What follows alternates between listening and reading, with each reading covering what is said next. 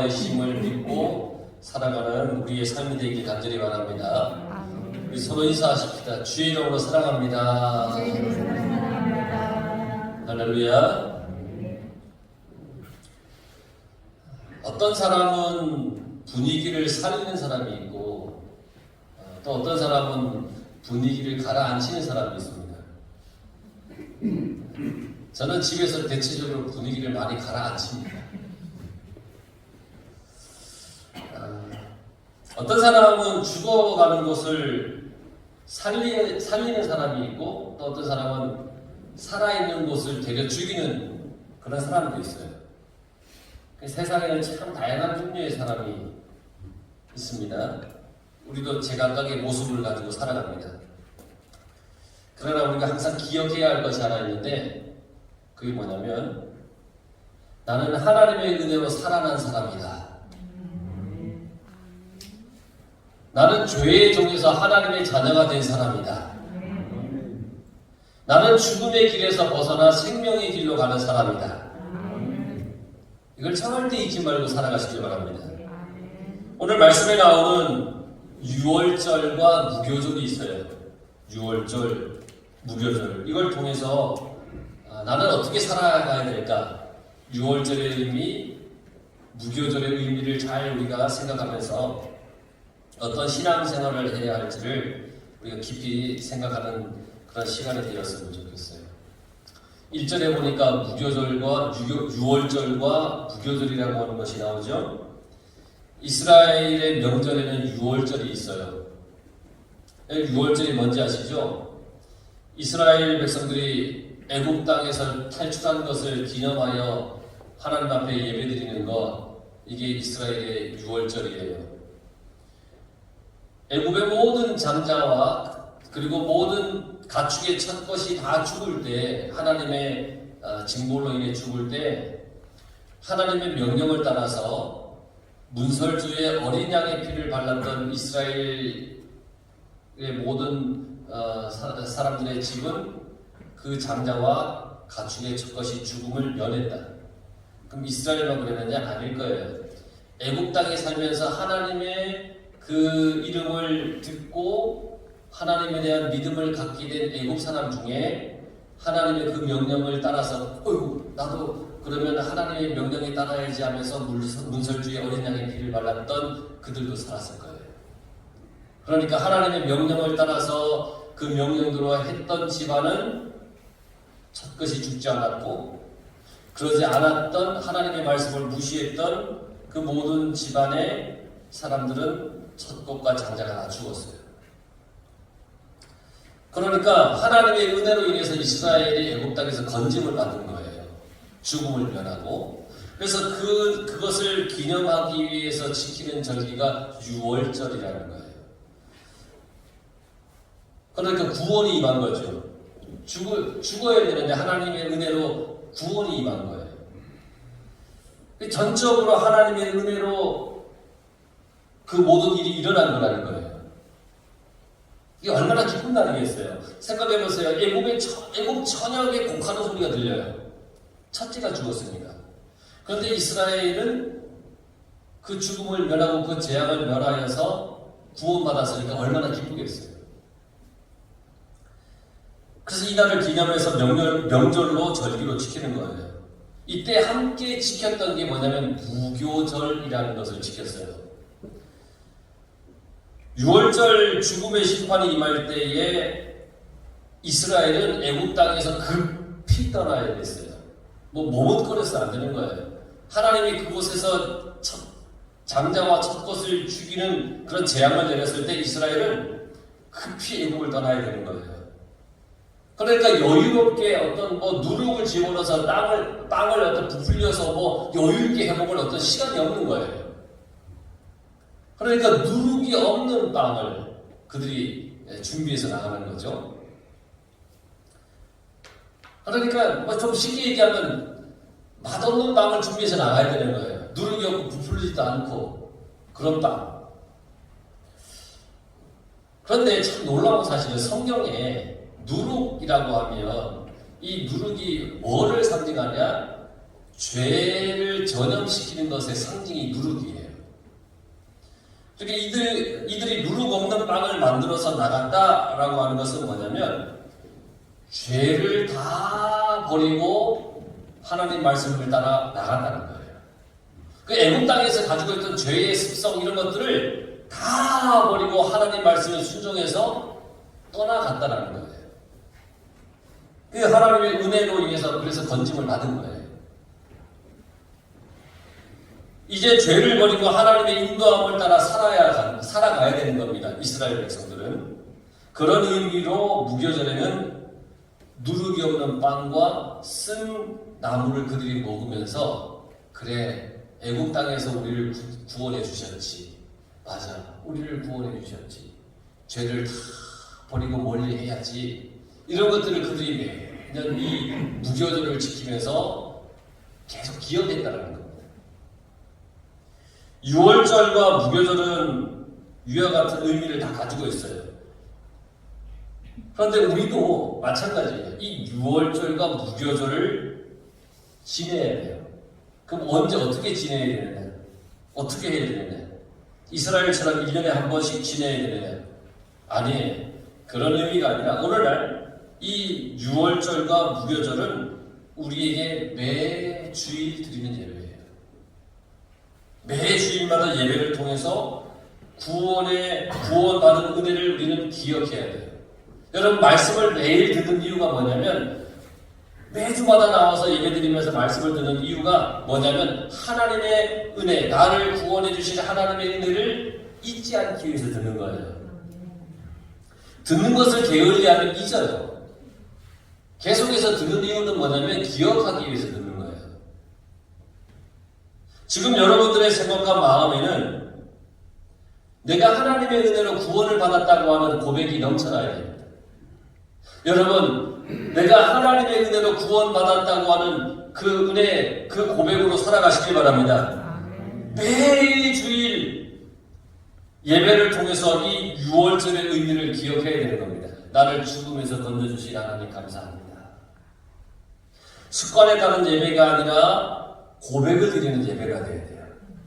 주일이 되었으니 습관처럼 나가야겠구나. 이게 아니라 내가 주님 앞에 나가서 내가 구원받음에 대하여 감사하는 고백으로 예배를 드려야지 하는 마음으로 주님 앞에 나와야 된다는 거예요. 여러분 그런 마음으로 오늘 다 나오셨죠? 잘하신 거예요. 정말 잘. 우리 옆에 분하고 서로 격려해주고 인사하세요. 잘하셨어요. 잘하셨습니다. 할렐루야. 잘하신 거예요. 이 6월절, 오늘날 우리가 지키는 6월절의 의미예요. 또 우리는 매주일 무교절을 지내요. 매주일 죄를 버리고 은혜 속에 사는 신앙이 무교절을 지키는 신앙이에요. 죄가 나에게 다가왔을 때 이 죄를 내가 떨쳐버리려고 하는 그러한 애씀이 있는 것, 이게 무교절의 의미예요. 하나님 앞에 나와서 죄를 회개하는 거예요. 자신의 죄를 하나님 앞에 다 내려놓는 거예요. 회개를 통해서 새롭게 사는 신앙이 되는 거예요. 삶이 되는 거예요. 회개는 새롭게 된다는 거예요. 그러니까 이스라엘 백성들이 노예의 모든 삶을 다 청산하는 거예요. 그리고 가나안을 향하여 가는 거예요. 애국 땅에서 그들이 가졌던 알게 모르게 가졌던 죄를 다 떨쳐버리고 이제 하나님께서 그들에게 명령해 주시고 얘기해 놓으신 그 가나안을 향하여 나가는 거예요. 나의 죄를 회개하여서 약속의 땅 천국을 향하여 우리가 가는 거예요. 죄를 가지고 천국에 갈 수는 없잖아요. 죄를 가지고 구원받을 수는 없잖아요. 그래서 우리가 십자가의 주님을 믿고 그 주님이 내 죄를 다 용서해 주심을 믿고 살아가는 거예요. 무교절의 신앙을 기억하면서 죄를 버리는 삶을 살아가야 되는 겁니다. 그러니까 죄가 나에게 다가올 때 주머니 하나 넣고 이쪽 주머니 하나 넣고 가는 게 아니라 죄가 나에게 올 때 어떻게든지 내가 튕겨내고 죄에서 벗어나려고 해야 되는 거예요. 주일에 무교절을 지내는 신앙을 가지면서 남을 흉계하며, 오늘 성경에 흉계했다는 말이 나오는데 만약에 내가 무교절의 의미를 가지고 살아간다라고 말을 하면서 남을 흉계하면 나도 대제사장이나 서기관과 같아진다는 거예요. 이 성경에 나와 있는 그들과 같아진다는 거예요. 흉계라고 하는 것이 무슨 뜻이냐면 흉악한 계략이에요. 그 흉악한 계획. 이게 흉계예요. 흉계. 유월절과 무교절을 제대로 알고 그 의미를 깨달았다면 은혜의 삶을 살아야 됩니다. 유월절은 과거와의 단절이에요. 죄를 가지고 살았던 나의 과거와 단절하는 거예요. 노예의 삶을 끊는 거예요. 더 이상 노예가 아니라는 거예요. 새로운 시작의 헌신. 이게 유월절이에요. 더 이상 나는 죄의 종로로 사는 사람이 아닙니다. 라고 하는 거예요. 그래서 유월절은요, 살리는 절기입니다. 살리는 거예요. 하나님께서 이스라엘을 살리신 거예요. 노예에서 해방시켜 주신 거예요. 하나님의 은혜로 약속의 땅을 향하여 나아가는 사건이에요. 이게 유월절이에요. 매주일 유월절과 같이 지내겠다라고 결단을 한다면 우리도 살리는 삶을 살아야 됩니다. 살리는 삶. 어둠이 있는 곳에 빛을 비춰야 돼요. 절망이 있는 곳에 희망을 줘야 합니다. 미움과 다툼이 있는 곳에 용서와 화해를 전해야 됩니다. 오늘날 얼마나 많은 사람이 절망 가운데 있는지 모릅니다. 물론 나도 절망 가운데 있을 수 있습니다. 내가 절망 가운데 있다면 나 스스로에게 주님의 말씀으로 나의 희망을 계속 던져줘야 되고, 내 이웃이 절망 가운데 있다면 그들에게 하나님께 기도함으로써 그들에게 희망을 우리가 전해줄 수 있어야 합니다. 예수님께서 유월절에 십자가를 지기 위해서 예루살렘에 오셨습니다. 왜 오셨느냐? 나를 살리기 위해 오셨습니다. 유월절의 의미를 정확하게 전하기 위해서 오신 겁니다. 십자가에서 나의 죄를 완전히 용서하기 위해 유월절에 예루살렘에 들어오신 거예요. 아무 때 들어온 게 아니라 유월절에. 그 유월절의 의미는 살리는 거라고 그랬잖아요. 그걸 예수님께서 몸소 가르쳐 주시기 위해서, 죽어가는 우리를 십자가에서 살리시기 위해서. 하지만 대제사장들과 서기관들은 예수님 또 이 유월절의 의미와는 전혀 다르게 그들은 명절에 뭘 하려고 했냐면 죽이고자 했어요. 이들은 절기를 철저하게 지켰던 사람이에요. 종교 지도자들이니까 얼마나 철저하게 절기를 잘 지켰겠어요. 유월절에도 주님 앞에 나와서, 하나님 앞에 나와서 제물을 드리고 가축을 잡으면서 하나님 앞에 분명히 제사를 드렸겠죠. 절기를 지켰겠죠. 누구보다 목숨 걸고 절기를 지켰던 사람들이에요. 이 사람들은. 그런데 이들은 이 명절의 의미대로 살지는 않았어요. 명절은 잘 지켰는데, 유월절은 잘 지키는데 그 의미대로 살지 않았다는 거예요. 온 인류를 죄에서 건지고자 하시는 예수님을 그들이 잡아서 죽이고자 했던 거 아닙니까? 참 아이러니하죠? 누구보다 절기를 잘 지켜야 할 종교 지도자들, 또 지금까지 잘 지켜왔던 그들. 그러나 그들은 그 절기의 의미는 없이 그 형태만 지켜왔다는 거예요. 왜 지켜야 되는지 그 의미는 없이 그냥 모양만 지켰다는 거예요. 예배 순서지에 있는 예배 순서는 잘 지켰는데 이 속에 하나하나 찬송가를 부르면서 이 속에 있는 찬송의 가사의 의미를 되새기면서 고백해야 되고 그렇게 살기로 결단해야 되는데 그러지 않아. 그냥 흥얼거리고 마는 거예요. 기도하지만 기도의 깊은 그 의미대로 살지 않아. 설교를 듣지만 그냥 목사님이 설교 시간이니까 하시는 말씀이겠거니 하고 듣는 것. 이게 그냥 겉으로 지키는 절기예요. 그러나 정말 그 의미대로 살고자 한다면 하나님의 말씀과 그 뜻을 제대로 알아야 된다는 거예요. 예배를 통해서. 예배는 나를 하나님께 드리는 겁니다. 내가 살아있는 것이 아니라 나를 하나님께 드리는 거예요. 나를 살려주신 하나님께 나를 드리는 것이 예배예요. 나를 깨뜨려서 하나님께 드리는 거예요. 이게 예배예요. 그렇기 때문에 예배는 나를 드러내는 것이 아니에요. 그저 나를 하나님께 드리는 거예요.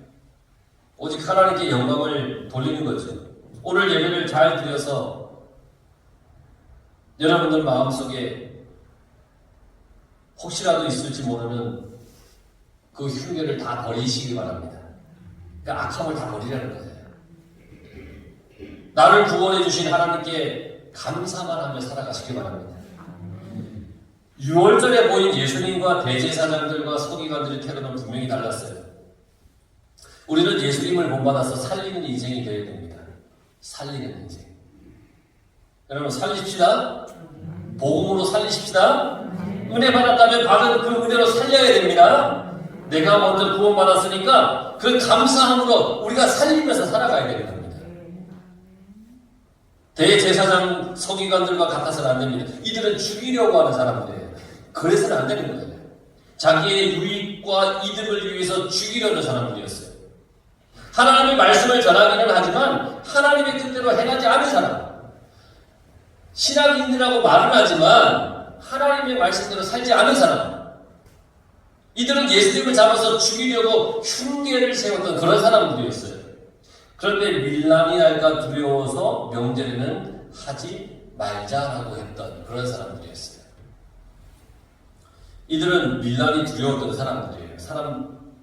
명절에 죽이면 왜 명절에 사람을 죽입니까? 라고 사람들이 들고 일어날까봐 그게 무서웠어요. 그러니까 하나님은 두렵지 않고 사람이 두려웠던 거예요. 아니 6월절 명절에 그 의미대로 살지 않으면 누가 두려워야 되는 거예요? 하나님이 두려워야 되는 거잖아요. 예배를 드릴 때 내가 전심을 다해서 온 마음으로 예배를 드리지 않으면 누가 두려워야 되는 거예요? 하나님이 두려워야 되잖아요. 그런데 예배를 내가 잘 드리지 않으면 내 태도를 보고 사람들이 뭐라고 할까봐 그게 두렵다? 그건 예배를 잘못 드리는 거라는 거예요. 지금 서기관 대제사장들이 그런 마음으로 지금 지내고 있는 거예요. 지극히 사람 중심의 생각을 가지고 있어요. 사람들을 의식하고 있어요. 사람들의 시선을 의식해요. 그러니까 이들의 마음속에는 하나님이 없어요. 행위만 있는 거예요. 하나님은 자기 유익의 수단에 불과했던 사람들이었어요. 그러니까 뭔가를 살릴 수 있겠어요? 자기 유익에 반하면 죽이려고 하지. 자기 것을 나누어 주어서 살리려고 하지 않는다는 거예요. 명절에 하나님의 은혜를 바라고 원하지도 않았어요. 이 대제사장들과 서기관들. 자기들 눈에 가십거리가 된다 싶으면 다 죽였어요. 심지어 예수님까지 죽이고자 했지 않습니까? 얼마나 자기 중심적인 사람들이에요. 우리가 교회에 나와서 예배를 드리는 것은 사람에게 보이기 위해서 하는 것이 아니에요. 체면 때문도 아니고요. 교회에 나와서 예배를 드리는 것은 내가 받은 은혜가 너무 크기 때문이에요. 받은 은혜를 내가 정말 하나님 앞에 감사하기 위해서 나오는 거예요. 또 내가 받을 은혜를 사모하기 때문에 주님 앞에 나오는 거예요. 목사님 누가 안 나오면 나가겠습니다. 야, 그러면 제가 그 사람 때문에 누구 나오지 말라고 해야 됩니까? 어떻게 해야 됩니까? 아주 곤란한 거예요. 목사님 저희 나오지 말라고 하세요. 그럼 나가겠어요. 그래요. 와, 세상에 가장 어려운 숙제를 주는 거예요. 그런데 정말 우리가 은혜의 사람이라면 누구 때문에 나가지 않습니다가 아니라 그저 내가 주님 바라보고 주님 만나기 위해 나가겠습니다 라고 해야 된다는 겁니다. 예배를 드리는 것은 온전히 하나님의 은혜 때문이에요.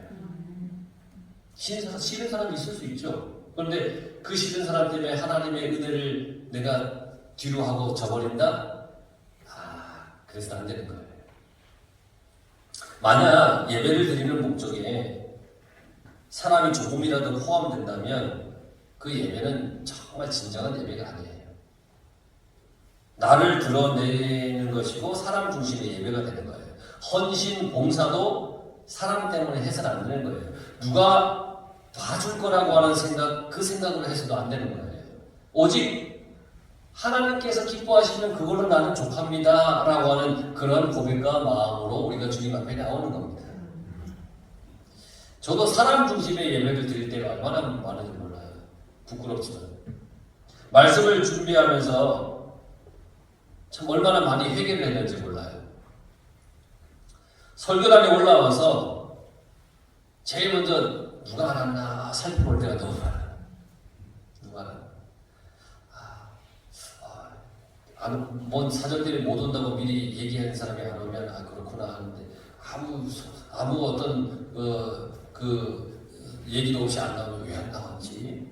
쳐다보고 나와야 되는데 왜 안 나왔지? 쳐다봐요. 교인이 많이 왔나 적게 왔나 그거부터 살펴볼 때가 있어요. 내가 받은 은혜를 또 내가 깨달은 말씀을 선포하면 되는데 그것보다 사람을 먼저 이렇게 쳐다보고 있을 때가 참 많아요. 그렇게 하니까 은혜의 소리보다는 막 뭡니까? 허공에 울리는 메아리 같은 그런 설교를 할 때가 있다라는 그런 생각이 들 때가 있어요. 물론 교인들은 은혜를 받았겠지만 전하는 내 입장에서는 얼마나 내가 스스로가 추악한가 그런 생각이 들 때가 참 많아요. 그래서 참 많이 회개를 해요. 사람이 신경 쓰여서 예배가 방해되어서는 안 되는 겁니다. 명절에 하나님의 은혜가 선포되고 은혜가 나눠져야 되는 겁니다. 예배 때 하나님의 은혜가 선포되고 하나님의 은혜가 함께 나눠져야 되는 겁니다. 그런데 자기들의 흉기로 인해서 밀란이 일어나면 어쩌다 하는 염려를 한다는 것은 그 속에 은혜라는 것이 전혀 없다는 겁니다. 그럼 우리들이 어떻게 해야 됩니까? 오늘 여러분 예배를 통해서 받은 은혜가 있습니까? 나를 구원해 주신 하나님의 은혜를 여러분 깨닫습니까? 죄를 버리겠다고 하는 결단 여러분 가지고 계시지요? 그렇다면 세상에서 우리는 하나님으로부터 받은 그 은혜대로 살면 됩니다. 주신 은혜대로 살면 됩니다. 항상 구원받은 자로서 감사하면서 살면 됩니다.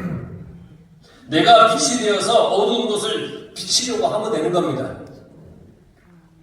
내가 소금이 되어서 썩어가는 곳에 뿌려주면 되는 겁니다. 그러니 은혜를 구하시기 바랍니다. 악한 마음을 버리려고 노력해야 합니다. 사람을 의식하고 바라보지 말고 오직 우리는 하나님을 바라보고 나가면 됩니다. 홍해 앞에 있는 그들에게 하나님이 하신 말씀이 있잖아요. 너희는 내가 하나님 됨을 알지어다. 나만 바라봐라. 내가 너희를 도울 것이다. 뒤에는 애굽의 군사가 물밀듯이 밀려오지만 하나님이 그 홍해를 건널 수 있게 하시는 그 하나님의 역사를 봐라. 내 삶에 절망적인 것들이 얼마나 많은지 몰라요. 심지어는 삶을 다 내려놓고 싶은 그런 마음이 들 때도 있어요. 그러나 그때 우리가 기억해야 할 건 뭐냐? 하나님이 하나님됨을 나에게 보여주실 거다. 뒤에 애굽의 군사가 있고 앞에 홍해가 있지만 그걸 건너게 해주신 하나님의 은혜를 기억하며 살아야 되는 거예요. 하나님은 나를 살리시는 거예요. 그 하나님을 여러분 늘 붙잡고 바라보며 살아가시기 바랍니다. 나의 죄를 위해 십자가에 지려고 오신 예수님은 생명의 법을 따라 살아가신 분입니다. 사탄 마귀 권세가 주는 죽음의 법을 따르지 않았다는 겁니다. 우리는 건진받은 사람입니다. 구원받은 사람답게 우리도 살리면서 살아가야 합니다. 죽음의 길을 달려가는 사람이 있을 때 그들을 살리려고 해야 되는 것이고, 교회를 다니지만 여전히 하나님의 뜻을 깨닫지 못하는 사람들도 있어요. 그들을 살리려고 하는 그런 삶을 살아가야 되는 겁니다. 내가 받은 은혜가 너무 크기 때문에 그 은혜로 살리려고 해야 합니다. 이게 6월절 무교절이 우리에게 주는 깊은 뜻입니다. 이 깊은 뜻을 여러분들 기억하여서 하나님 은혜 가운데 모두가 승리하며 살아가시길 간절히 축원합니다.